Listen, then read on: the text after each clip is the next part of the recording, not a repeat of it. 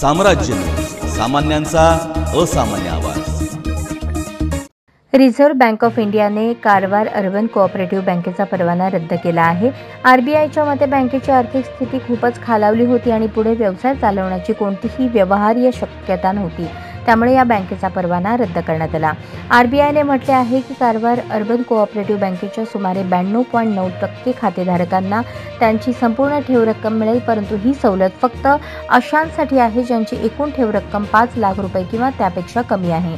त्यांना ठेव विमा आणि पत हमी महामंडळांतर्गत संपूर्ण पैसे परत केले जातील। आतापर्यंत सुमारे 37.79 कोटी रुपये खातेधारकांना परत करण्यात आले आहे। कारवार अर्बन कोऑपरेटिव्ह बँक बंद झाल्याच्या बातमीने स्थानिक लोकांची झोप उडाली आहे।